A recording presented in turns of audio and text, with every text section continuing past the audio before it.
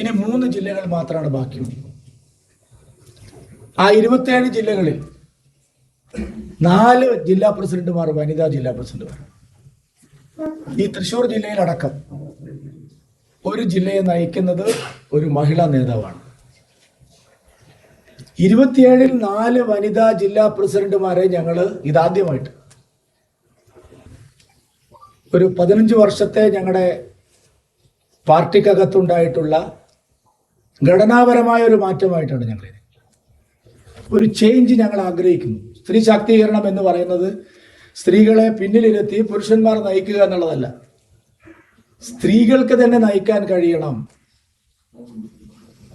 നോക്കൂ, ഞങ്ങളുടെ വനിതാ ജില്ലാ പ്രസിഡന്റുമാരുടെ ലിസ്റ്റ് നിങ്ങൾ കണ്ടിട്ടുണ്ടെങ്കിൽ ഏറ്റവും എഫിഷ്യൻ്റ് ആയിട്ടുള്ള ലീഡർഷിപ്പ് ക്വാളിറ്റിയുള്ള വനിതകളെയാണ് വെച്ചിരിക്കുന്നത്. അല്ലാതെ സ്ത്രീകളെ മുമ്പിൽ ഇരുത്തിയിട്ട് പിൻസീറ്റ് ഡ്രൈവിങ്ങിന് വേണ്ടിയിട്ടുള്ള ആൾക്കാരെ വെച്ചിരിക്കുന്നത്. ഏതെങ്കിലും ഒരു പൊളിറ്റിക്കൽ പാർട്ടിക്ക് കേരളത്തിൽ ധൈര്യം ഉണ്ടാവും 14 ജില്ലാ സെക്രട്ടറിമാരിൽ ഒരു വനിതയെ ജില്ലാ സെക്രട്ടറി ആക്കാൻ CPM-ന് ധൈര്യം ഉണ്ടാവും?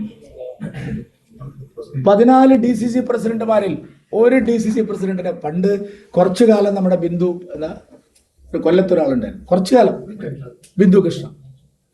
ഇപ്പൊ കോൺഗ്രസിന് സ്വപ്നം കാണാൻ കഴിയുമോ ഒരു 2 ജില്ലാ പ്രസിഡന്റുമാരെ DCC പ്രസിഡന്റുമാരെ വനിതയാക്കാം?